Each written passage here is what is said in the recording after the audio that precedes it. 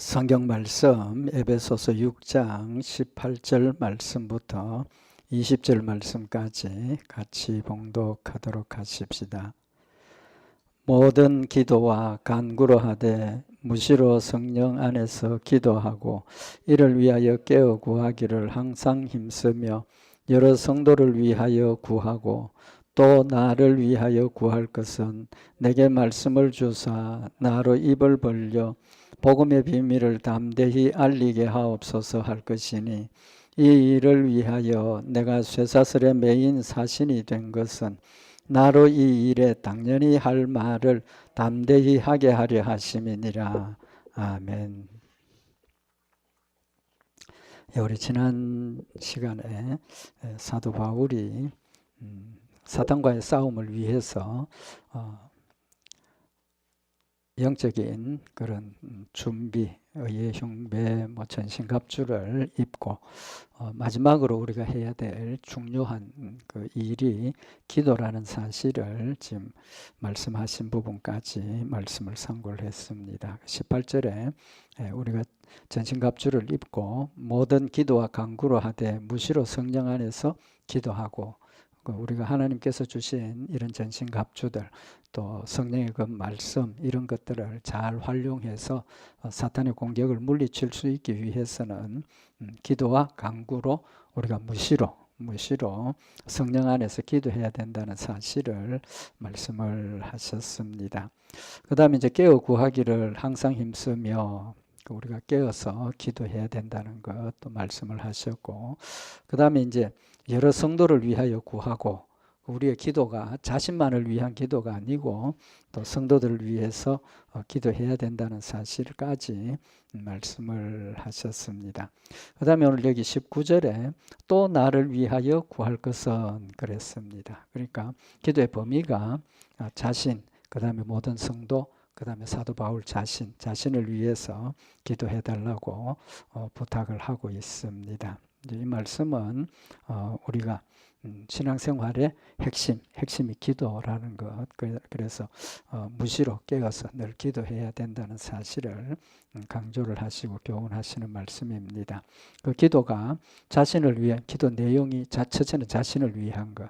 그 다음에 우리 성도들, 우리 하나님 앞에서 형제로 또 지체로 세워주신 다른 성도들을 위해서 열심히 기도해야 된다는 사실을 이야기를 했고, 이제 마지막에는 사도 바울이 자신을 위해서 기도해달라고 부탁을 하고 있습니다. 또 나를 위하여 구할 것은, 그래서 자신을 위해서 기도해달라고 부탁하는 거죠. 사도 바울은 어떤 분입니까? 우리가 참 성경 내용을 보면 사도 바울만큼 영적인 체험이나 또 경험이나 또 하나님 만나고 대화하는 이제 그런 부분들, 사도 바울만큼 그런 사람은 없다라고 볼 수 있을 만큼 신앙적으로도 그렇고 영적인 체험으로도 그렇고 본인이 스스로 내가 내 몸 안에 있는지 몸 밖에 있는지 모르겠다 하면서 하나님을 만났던 이제 그런 경험이라든지 또 여러 가지 그런 하나님의 초자연적인 능력의 역사들을 행한 것이라든지 또 죽기까지 죽음도 두려워하지 않고 주의 일을 감당하기 위해서 자신이 죽을 것을 알고 찾아가는 이제 그런 담대한 믿음의 모습들, 또 본이 되는 그런 믿음의 모습들을 볼 때 사도 바울이 다른 성도들에게 나를 위해서 기도해달라, 그 말이 잘 이해가 안 될 수도 있는 그런 부분이라고 저는 생각을 합니다. 그런데 사실은 사도 바울이 그런 정말 훌륭하고 비교할 수 없는 영적인 체험들을 많이 했지만 자신을 위해서 기도해달라고 부탁을 하고 있다는 겁니다. 그 의미는 그만큼 우리가 서로를 위해서 기도하는 것이 중요하고 또 우리의 믿음의 핵심적인 승리할 수 있는 핵심적인 부분이라는 걸 우리에게 교훈하시는 그런 의미가 있습니다. 그래서 우리가 서로를 위해서 열심히 기도하는 것 하나님이 원하시는 것이고 또 우리가 서로를 위해서 기도하는 것 자체를 통해서 영적인 교통과 하나 되게 하신 것을 지켜나가는 것, 또 함께 싸우는 그런 열매가 된다는 것을 사도 바울이 첫 번째로 교훈을 하고 있습니다. 그 다음에 이제 이 사도 바울이 자신을 위해서 기도해달라 하는 것은 기도의 역사를 체험하고 있기 때문입니다. 여기 고린도후서 1장 11절에 보면 너희도 우리를 위하여 간구함으로 도우라. 여기도 기도로 부탁을 하고 있죠. 고린도 교회 성도들에게 너희도 우리를 위하여 간구함으로 도우라. 성도들의 기도가 자신을 돕는 일이라고 지금 고백을 하고 있는 겁니다. 이유가 이는 성도들의 기도가 자신을 돕는 이유는 뭐냐 하면 우리가 많은 사람의 기도로 얻은 은사를 인하여 많은 사람도 우리를 위하여 감사하게 하려 함이라. 여기 내용이 뭡니까? 우리가 많은 사람의 기도로 얻은 은사. 하나님이 사도 바울에게 주신 그런 놀라운 믿음의 영적인 역사들은 자기가 하나님으로부터 받은 부분도 있지만 하나님이 사랑하셔서 그에게 놀라운 것들을 체험하게도 하셨지만 무엇 때문입니까? 많은 사람의 기도, 많은 성도들이 사도 바울을 위해서 기도하기 때문에 뭘 얻었다는 겁니까? 은사를 얻었다는 겁니다. 은사를 얻었다는 거죠. 그래서 사도 바울은 굉장히 하나님 앞에 겸손하고 또 자신이 받았던 이 모든 것들이 성도들을 통해서 기도로 후원받고 도움을 받았던 그런 것들을 영적으로 깨달으니까 그걸 인정을 하고 내가 당신들이 나를 기도해 준 그런 기도 때문에 내가 이런 은사도 있고 또 내가 싸워서 승리할 수도 있고 또 내가 이렇게 담대하게 가고 있다라는 사실을 지금 증거를 하고 있는 거죠. 그런 관점에서 보면 우리가 서로를 위해서 기도하는 이 일이 얼마나 중요하고 또 하나 되게 하신 것을 지켜가면서 승리하는 일의 필수적인 부분이라는 것을 지금 사도 바울은 우리에게 교훈을 하고 있는 겁니다. 그러면서 사도 바울이 그냥 막연하게 나를 위해서 기도해달라 그게 아니고 구체적으로 자기를 위해서 기도할 내용을 지금 기록을 하고 있습니다. 19절에 보면 또 나를 위하여 구할 것은 내게 말씀을 주사 나로 입을 벌려 복음의 비밀을 담대히 알리게 하옵소서 할 것이다. 자기를 위해서 기도해야 될 내용이 하나님께서 자신에게 말씀을 주시고 전할 말씀을 주시고 그래서 하나님 주신 그 전할 말씀을 입을 벌려서 복음을 전할 수 있도록 하나님께서 해달라고 그렇게 기도해달라고 부탁을 하고 있는 겁니다. 그런 관점에서 보면 지금 자신이 복음을 전하는 그 일이 전적으로 누구의 힘입니까? 하나님께서 주신 힘이라는 거죠. 여기 표현이 내게 말씀을 주사 나로 입을 벌려 복음을 담대히 알리게 하옵소서. 수동태입니다. 수동태. 내가 하는 것이 아니고 하나님께서 내 입을 벌려주시고 또 내 입에 복음을 주시고 담대히 전하게 해달라고 부탁을 하는 거죠. 그러니까 자신의 노력이 아니고 자신이 어떤 지식이나 가지고 있는 그런 능력이 아니라 전적으로 하나님께서 내게 주신 은혜로 복음을 전하게 하시는데 그 능력이 자신의 기도도 물론 있지만 하나님께서 성도들이 기도하게 하시고 성도들의 기도가 바울에게 하나님께서 성도들의 기도 때문에 자신에게 그런 능력을 주셔서 복음을 전하게 하신다는 사실을 지금 인정을 하고 있는 겁니다. 고백을 하고 있는 거죠. 그런 관점에서 보면 여기 사도 바울이 먼저 자신을 위해서 기도하라 하셨고 또 누구를 위해서? 성도들을 위해서 기도하라 하시는 것은 우리 성도들의 각각에 위해서 기도하는 그 자체가 하나님 우리의 기도를 들으시고 은혜로 채우시고 또 약속하신 대로 기도 들어주셔서 우리가 힘을 합해서 감당할 수 있도록 역사하신다는 겁니다. 그래서 야고보서 5장 14절에 보면 너희 중에 병든 자가 있느냐? 저는 교회의 장로들을 청할 것이요 그들은 주의 이름으로 기름을 바르며 위하여 기도할지니라. 믿음의 기도는 병든 자를 구원하리니 주께서 저를 일으키시리라. 혹시 죄를 범하였을지라도 사하심을 얻으리라. 여기 병든 사람이 있으면 장로를 불러서 같이 기름을 바르고 기도하라. 꼭 장로라고 표현을 하셨지만 같은 성도들을 위해서 성도들이 찾아와서 함께 기도하라는 의미죠. 그래서 그러면 병도 낫게 하시고 혹시 죄를 범하였을지라도 사하심을 얻으리라. 육신의 질병도 고쳐주시지만 우리의 죄 문제도 서로를 위해서 기도하고 하나님 앞에 엎드리면 용서해 주신다라고 말씀을 하고 계시는 겁니다. 그래서 야고보서 5장 16절에 보면 이러므로 너희 죄를 서로 고하며 병 낫기를 위하여 서로 기도하라. 의인의 간구는 역사하는 힘이 많으니라. 서로 자신의 잘못을 하나님 앞에 고백하고 뭐 일부러 공개적으로 다 하라는 그런 의미는 아니죠. 그러니까 우리가 하나님 앞에서 기도할 때 제일 먼저 하는 일이 내 죄를 하나님 앞에 내어놓고 용서하심을 구하고 그 다음에 또 우리가 기도를 진행하는 것이 우리 보통 기도의 순서죠. 이제 그런 관점에서 보면 함께 모여서 우리의 잘못과 우리의 부족함과 우리의 연약함 또 우리의 불순종, 불신앙 이런 것들을 공통적인 거죠. 공통적인 겁니다. 하나님 앞에 내어놓고 회개하고 그 다음에 하나님께서 내 병을 낫게 해주세요. 또 내 문제가 있습니다. 해결해 주세요. 이런 기도가 되어질 때 의인의 간구는 역사하는 힘이 많으니라 그랬습니다. 이 의인이라고 지칭하는 이유가 뭡니까? 우리 성도들 의인이라고 지금 지칭하는 거죠.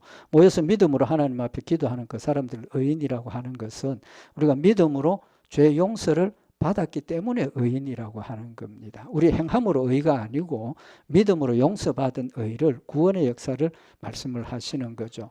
그래서 의인의 간구는 역사하는 힘이 많으니라. 누구의 힘입니까? 하나님의 힘이고 또 무엇 때문입니까? 하나님의 약속 때문이라는 거죠. 약속하셨기 때문에 우리가 열심히 기도하고 합심해서 하나님 앞에 매어 달리면 하나님 신실하신 분이기 때문에 우리의 기도를 들어주신다는 겁니다.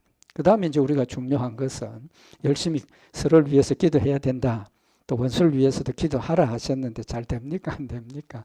잘 안 되죠. 그죠? 자기를 위해서 기도하는 일도 잘 안 되는데 우리가 다른 사람을 위해서 기도하라고 하셨는데 우리가 잘 못하는 것 하나님 아시고 우리가 열심히 할 수 있도록 도와주신 부분이 있습니다.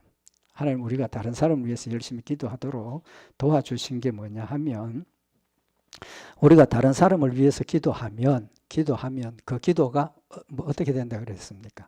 내 품으로 돌아온다 그랬습니다. 내가 다른 사람을 위해서 기도한 것이 내 품으로 돌아온다는 겁니다. 신약 성경에만 있는 게 아니고 다윗은 인생을 보면 정말 파란만장한 많은 공격과 위험과 그런 어려움을 겪었던 사람인데 시편 35편에 보면 다윗의 기도입니다. 그 다윗의 기도의 내용을 보면 시편 35편 11절에 불의한 정인이 일어나서 내가 알지 못하는 일로 내게 힐문하며 내게 선을 악으로 갚아 나의 영혼을 외롭게 하나. 지금 다윗이 지금 당하는 일이 뭡니까? 불의한 정인, 정직한 정인이 아니고 자기를 무너뜨리고 공격하고 피해를 입히기 위해서 거짓 정언하는 사람이 일어나서 내가 알지 못하는 일로 내게 힐문한다. 자신은 행한 일이 없고 자신은 그런 일이 없는데 거짓으로 자신을 잘못했다라고 힐문을 하고 또 내게 선을 악으로 갚는 그런 상황이 되어져서 나의 영혼을 외롭게 한다. 주변에 아무 친구도 없는 것 같고 주변에 아무도 자기를 도와줄 사람이 없는 외톨이가 된 이제 그런 상황을 느꼈다는 거죠. 그때 시편 35편 23절에 보면 나는 저희가 병들었을 때에 굵은 베옷을 입고 금식하여 내 영혼을 괴롭게 하였더니 내 기도가 내 품으로 돌아왔도다. 자기를 둘러싸고 있는 사람들이 공격을 하고 뭐 이렇게 괴롭히고 그 외로운 그런 상황에서 뭘 했다는 겁니까?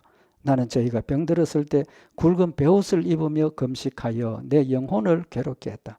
우리 성경에 금식한다는 것을 자기를 괴롭게 한다. 그런 뜻, 그렇게 표현을 하죠.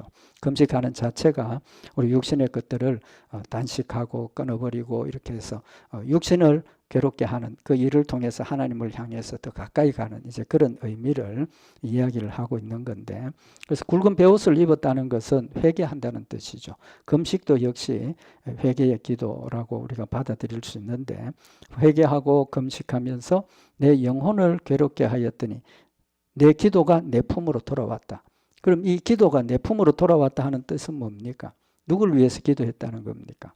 자기를 괴롭히고 자기를 공격하고 자기를 외롭게 하는 그 사람들을 위해서 열심히 기도했더니 자기 죄도 회개하고 또 그들 위해서 기도했더니 내 기도가 그 사람들에게 가서 이루어져야 하는데 내 품으로 돌아왔다는 겁니다.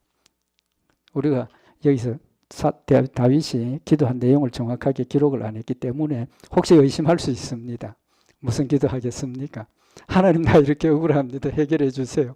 그런 기도했겠습니까? 아니죠. 그게 아니고 정말 회개하고 그들의 영혼을 위해서 기도하는 그런 사랑으로 기도했더니 그 기도가 내 품으로 돌아왔다는 겁니다. 그런데 이 일을 예수님께서 우리에게 명확하게 밝혀주셨습니다. 언제냐 하면 예수님께서 제자들을 12제자들을 뽑아가지고 전도 여행을 보낸 적도 있고 또 다른 이제 여러 사람을 모아서 전도 여행을 보내셨죠. 보내시면서 어떤 준비를 하라 그랬습니까? 주머니나 전대나 이런 거 준비하지 말고 그냥 가라고. 그냥 가가지고 그 지역에 가서 어떤 집을 찾아보고 합당한 집이 있을 때 그 집에 들어가라는 거예요. 가서 그 집에서 음식도 먹고 또 전도할 수 있는 모든 것들 도움을 받고 내가 열심히 전도하라고 이제 그렇게 말씀을 하시죠. 그래서 마태복음 10장 12절에 보면 예수님께서 그 지역에 있는 한 집을 찾아 들어가서 그 집에 들어가면서 평안을 빌라. 그 집에 들어가면서 평안을 빌라. 축복하라는 거죠. 그죠? 축복하라는 겁니다.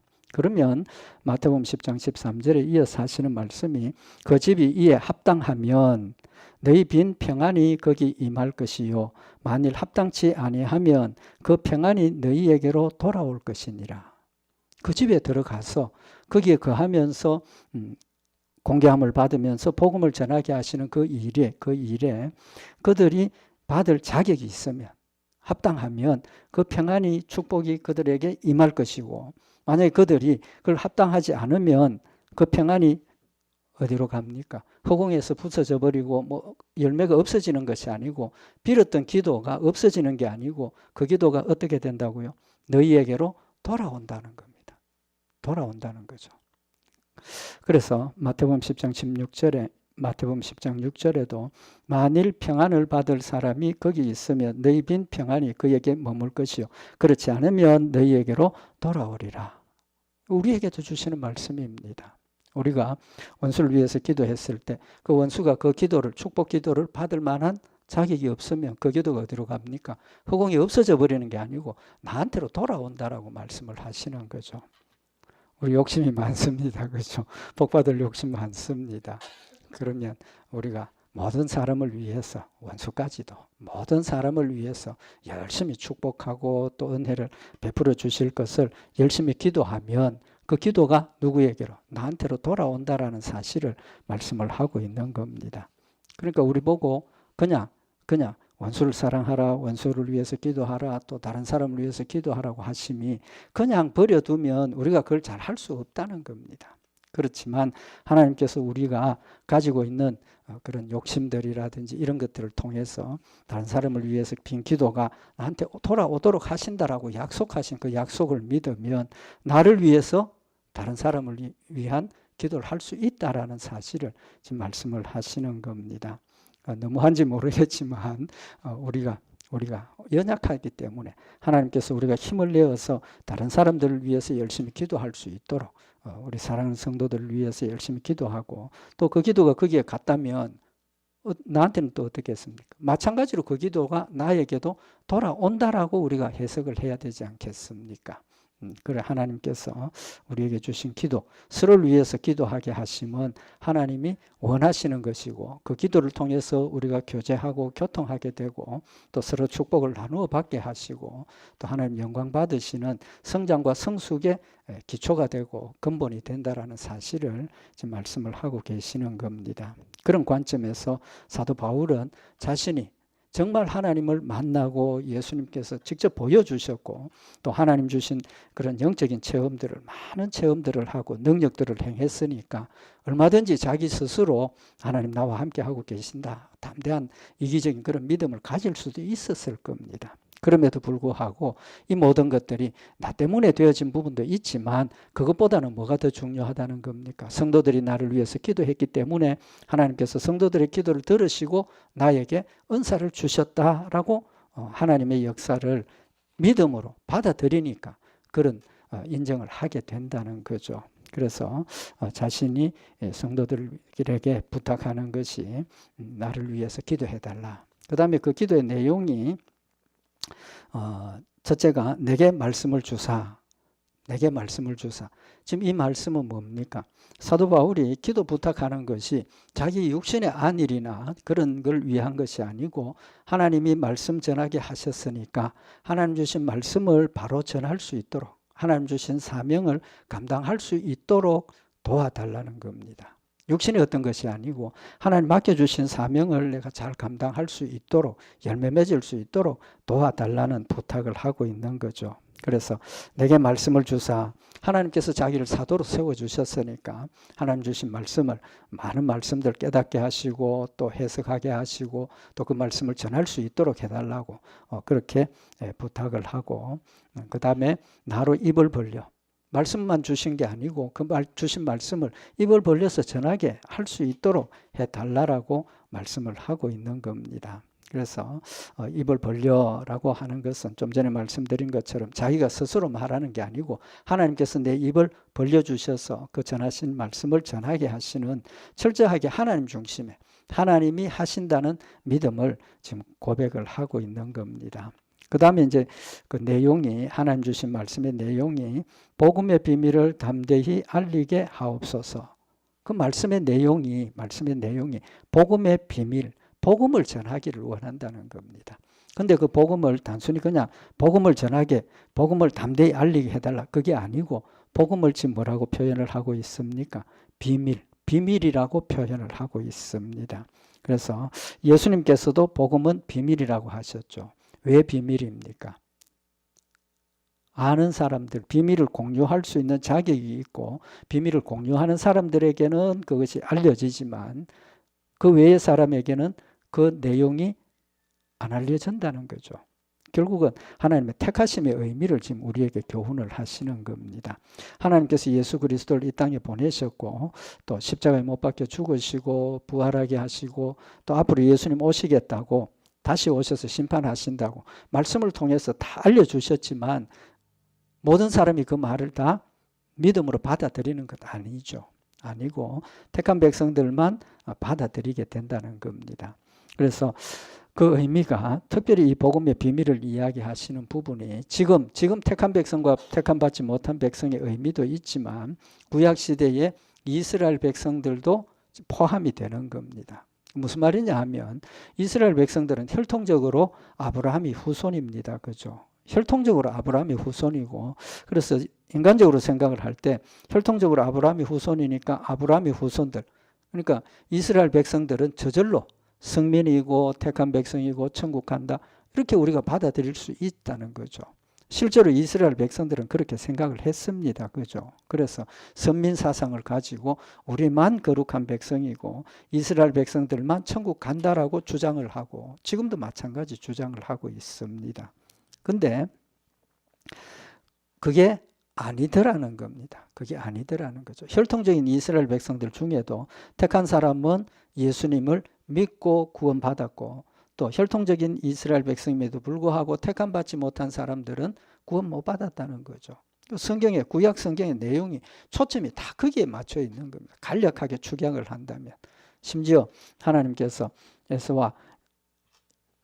에서를 택하시고 에서를 버리시고 이삭을 택하시는 같은 쌍둥이로 태어났지만 한 사람은 택함받고 한 사람은 버림받는 이제 이런 사실들을 통해서 복음이 비밀이라는 사실을 명확하게 우리에게 지금 가르쳐 주셨다는 겁니다. 그럼에도 불구하고 그것이 완벽하게 밝혀지기는 언제 밝혀집니까? 예수님이 이 땅에 오시면서 인간으로 이 땅에 오시면서 복음의 비밀이 열려지고 하나님께서 구약시대의 선지자 그 선지자를 이야기를 하신 그 내용들이 예수 그리스도라는 사실이 점차적으로 밝혀지면서 지식으로는 알았지만 믿음으로 받아들여진 사람이 있고 받아들여지지 않는 사람이 있었더라는 겁니다. 그래서 심지어 인간으로 오신 예수님을 십자가에 못 박아 죽이는 핵심적인 역할을 누가 했습니까?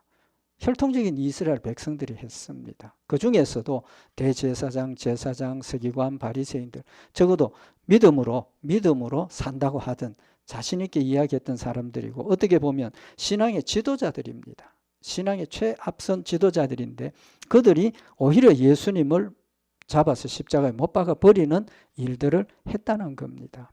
그 이유가 뭡니까? 몰랐다는 거죠. 몰랐다는 겁니다. 예수 그리스도를 하나님께서 보내신 메시아임을 그들이 몰랐기 때문에 믿을 수 없었고 또 몰랐기 때문에 죽이게 되는 그런 결과를 가져왔다는 거죠. 그래서 복음이 비밀이라는 것은 하나님의 택하심의 의미를 우리에게 분명히 밝혀주시는 겁니다. 그런 관점에서 보면 우리는 복받은 사람입니다. 그냥 복받은 사람이 아니고 하나님과 내가 뭘 공유합니까?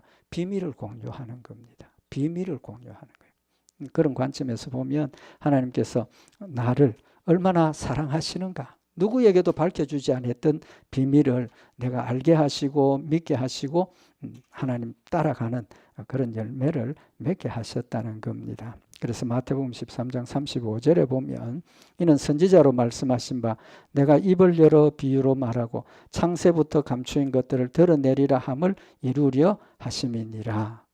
예수님께서 이 땅에서 공생의 기간을 지나시는 동안 하나님의 말씀을 전하실 때 뭘 사용을 하셨습니까? 비유로 말씀하셨다는 겁니다. 비유로 말씀을 하셨다. 그 비유는 우리가 두 가지 의미로 해석을 할 수 있는데 비유를 하는 목적이 뭡니까? 더 잘 이해하도록 하기 위해서 비유를 듭니다. 그죠? 보통 그렇습니다. 그런데 예수님께서 비유로 말씀하신 목적은 더 잘 이해하도록 하기 위한 것이 아니라 택한 사람들만 그 비유의 의미를 이해하고 믿도록 하기 위해서 비밀로 감추기 위해서 비유로 말씀을 하신 겁니다.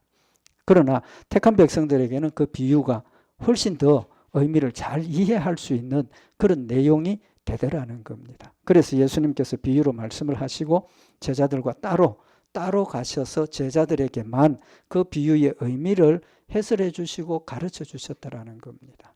그래서 예수 그리스도의 복음이 비밀이었다는 사실을 예수님의 삶의 가르침을 통해서도 말씀을 하고 있고 고린도전서 2장 7절에 보면 오직 비밀한 가운데 있는 하나님의 지혜를 말하는 것이라. 하나님께서 우리에게 주신 이 복음, 사도 바울이 전하는 이 복음의 내용들이 뭐냐 하면 비밀한 가운데 있는 하나님의 지혜를 말하는 것이다. 하나님의 지혜가 모든 사람에게 지혜가 아니라는 겁니다. 누구에게만 비밀이기 때문에 택한 백성들에게만 지혜가 되고 생명이 되고 축복이 된다는 사실을 말씀을 하시는 겁니다. 그래서 곧 감추었던 것인데 하나님이 우리의 영광을 위하사 만세전에 미리 정하신 것이라.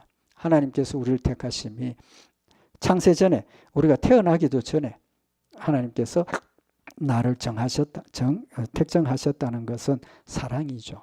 내 조건을 보고 택한 것이 아니고 하나님께서 내가 태어나기도 전에 내가 무슨 일을 행하기도 전에 하나님께서 나를 택하신 일방적이고 무조건적인 사랑으로 우리를 택하셨고 그것을 비밀이라는 겁니다. 그래서 고린도전서 4장 1절에 사람이 마땅히 우리를 그리스도의 일꾼이요 하나님의 비밀을 맡은 자로 여길지어다 라고 말씀을 하고 있습니다. 우리는 하나님의 비밀을 맡은 자입니다. 하나님 비밀을 맡은 자들입니다. 근데 우리가 전도하고 연관을 시켜보면 너는 세상의 빛이라 그러셨고 소금이라 그러셨고 우리가 복음을 들고 열심히 전해야 되고 또 제자들에게도 땅끝까지 이르러 내 증인이 되라라고 말씀을 하셨습니다. 그러면 좀 이 효율적인 면에서 보면 모든 사람에게 복음을 전하는 게 더 효율적입니까? 아니면 택한 백성들에게만 복음 전하는 게 효율적입니까? 당연히 택한 백성들에게만 복음 전하는 게 효율적이겠죠. 그 시간에 남는 시간에 뭐 하면 됩니까? 기도하고 그 시간 남는 시간에 성경 읽고 그 시간 남는 시간에 하나님의 일하면 더 효율적이 아니냐. 그런 생각을 우리가 할 수 있지만 하나님은 그렇게 하시지 않으셨습니다. 그래서 우리가 복음을 전하는 것은 택한 백성이 누군지 모릅니다. 누가 택함 받은 사람이고 누가 택함 받지 못한 사람인지 모릅니다. 그럼에도 불구하고 하나님께서 너희는 세상의 빛이 되고 소금이 되라 하셨고 세상의 모든 사람에게 복음을 전하라고 말씀을 하시는 겁니다. 그 이유가 무엇이겠습니까? 에스겔서 2장 5절에 보면 그들은 패역한 족속이라 듣든지 아니 듣든지 그들 가운데 선지자 있은 줄은 알지니라. 그들은 심히 패역한 자라 듣든지 아니 듣든지 너는 내 말로 고할지니라. 하나님께서 에스겔에게 선지자의 사명을 주시면서 가서 이스라엘 백성들에게 하나님 살아계시고 하나님 우리를 사랑하신다는 것을 전하라고 말씀을 하시면서 듣든지 안 듣든지 그대로 전하라는 겁니다. 이스라엘 백성들 가운데도 택한 백성이 있었고 택한 받지 못한 백성들도 있었습니다. 택한 받은 백성들은 하나님의 말씀을 전할 때 그들이 옷을 찢고 회개하고 돌이키고 하나님께로 돌아왔지만 그렇지 않은 자들은 여전히 죄 가운데서 하나님을 멀리하고 육신의 세상의 것들 쫓아가는 그런 삶을 살았습니다. 얼마나 말을 안 들었으면 하나님께서 나라를 망하게 하시고 포로로 잡혀가게 하셨겠습니까? 그렇지만 그럼에도 불구하고 에스겔에게 듣는 사람이 없더라도 너는 전하라고 말씀을 하시는 겁니다. 그 이유가 뭡니까? 듣든지 아니 듣든지 그들 가운데 선지자 있은 줄은 알지니라. 예수를 하나님을 안 믿어도 선지자가 있었다는 것은 안다는 겁니다. 마지막 심판 때 택함받지 못한 자들이 나는 하나님을 알지 못했습니다. 나는 예수님을 알지 못했습니다. 나는 예수님에서 들은 적이 없습니다. 핑계거리가 될 수 있죠. 그럼에도 불구하고 하나님께서 우리가 듣든지 안 듣든지 복음을 전하라 하시는 것은 심판대 앞에 섰을 때 그들이 그런 핑계를 대지 못하도록 하신다는 겁니다. 선지자 있은 줄은 안다는 겁니다. 그들이 하나님 앞에 섰을 때 그때는 하나님과 예수님 알게 되고 또 두려워하게 되고 심판받아서 지옥 간다는 걸 알게 되니까 그때서야 그때 들은 말이 진실이었구나. 하나님께서 깨닫게 하신다는 그런 말씀을 우리에게 말씀을 하고 있는 겁니다. 그래서 에스겔 3장 10절에 보면 또 내게 이르시되 인자야 내가 네게 이를 모든 말을 너는 마음으로 받으며 귀로 듣고 사로잡힌 내 민족에게로 가서 포로로 지금 사로잡혀 가서 고생하고 있는 그들에게 그들이 듣든지 아니 듣든지 그들에게 고하여 이르기를 주 여호와의 말씀이 이러하시다 하라 하시더라 라고 말씀을 하셔서 모든 사람에게 전하라는 겁니다. 또 우리가 하나님 말씀 가운데서 하나님 말씀을 순종하고 선한 일을 열심히 하면 믿음이 없는 사람들도 우리를 어떻게 합니까? 착한 사람이다. 선한 사람이다. 예수 믿는 사람이 다르구나. 하나님의 빛을 그들이 발견을 하고 믿지는 않았지만 인정을 하고 있다는 겁니다. 그래서 사도 바울이 자신을 위해서 열심히 기도해달라고 입을 열어 복음을 전하게 해달라고 구하고 그 다음에 어떻게 전하도록 해달라는 겁니까? 입을 벌려 복음의 비밀을 담대히 알리게 하옵소서 할 것이라. 담대히 전할 수 있도록 도와달라는 겁니다. 담대히 전할 수 있도록. 그 말은 사도 바울의 마음속에 뭐가 있다는 겁니까? 두려움이 있다는 거죠. 두려움이 없으면 담대히 전하게 해달라고 부탁하겠습니까? 아니죠. 자신의 마음속에도 죽음을 두려워하지 않고 가는 그런 상황이지만 여전히 그의 마음속에 아직도 두려운 마음이 있다는 겁니다. 사람인데 그렇지 않겠습니까? 예수님도 죽음을 앞두고 두려워하시고 밤새도록 철야기도 하시면서 하나님 도와달라고 간구했던 그런 모습을 우리가 생각을 한다면 사도 바울이 담대하게 복음을 전하러 가고 있는 것처럼 보여지지만 지금 그의 마음속에도 두려움이 있다는 겁니다. 성경에 보면 사도 바울이 굉장히 낙심했던 부분이 있습니다. 그 낙심했던 이유가 다른 이유가 아니고 자기가 보냈던 소식을 듣기를 원했는데 때가 되었는데 그 소식을 듣지 못하는 것 때문에 낙심하고 두려워하고 그랬다는 그 성경 기록이 있습니다. 이제 다음에 한번 또 그 말씀 참고를 할 수 있지만 사도 바울도 인간입니다. 그렇기 때문에 그가 정말 두려움 없이 죽음을 알고 쫓아가는 것 같지만 사실은 그의 마음속에도 두려움이 있었다는 겁니다. 그래서 오늘 여기 사도 바울이 담대히 알리게 하옵소서 하라는 겁니다. 하나님, 사도 바울이 지금 두려워하고 있는 상황에 있는데 절대로 두려워하지 않고 담대하게 끝까지 복음 전할 수 있도록 해주세요. 그렇게 기도하라는 겁니다. 그래서 자신의 필요를 솔직하게 이야기를 하고 또 필요에 따라 성도들이 함께 협력해서 기도함으로 끝까지 말씀 순종하고 뜻을 이루는 그런 열매가 맺혀진 겁니다. 그 이제 다음 부분 왜 담대히 알리게 하옵소서라고 부탁했는지 그건 다음 주에 말씀을 더 상고를 하도록 하십시다. 지금 사도 바울이 처해 있는 상황은 굉장히 두려워할 수 있는 그런 상황이었습니다. 이제 그 부분 다음 주에 말씀을 상고를 하도록 하고 사도 바울 같은 이런 분들도 기도를 부탁하고 또 기도로 도움을 받았다는 것 우리가 생각을 하면서 우리 같은 성도들은 우리 같은 수준의 신앙은 당연히 서로를 위해서 기도하고 또 협력하고 말씀 가운데 우리가 서서 승리해야 한다는 것 다시 한번 마음에 새겨서 우리는 기도로 하나 되어서 자신을 위해서 성도들을 위해서 교회를 위해서 열심히 기도하면서 하나님 주신 힘으로 승리하는 우리 복된 역사들 있기를 바랍니다. 기도드리십시다. 사랑의 하나님 아버지 사도 바울에게 귀한 사명을 맡겨주시고 하나님만 함께 하신 것이 아니라 모든 성도들이 사도 바울을 위해서 열심히 기도하고 또 성도들의 기도를 들으시고 약속하신 대로 사도 바울에게 놀라운 은사들을 더하여 주셔서 끝까지 복음 전하며 주를 영화롭게 했던 기록들 저희들 말씀을 상고하였습니다. 하나님 우리에게도 이러한 놀라운 은사들을 더하여 주셔서 서로를 위해서 기도하게 하시고 또 서로가 기도함으로 함께 하나님 약속하신 것들을 받아 누리며 담대하게 서서 주의 뜻을 이루어가는 아름다운 믿음의 교회가 되도록 성도들이 되도록 주님 인도하시옵소서. 우리 주 예수 그리스도의 이름으로 기도드리옵나이다. 아멘.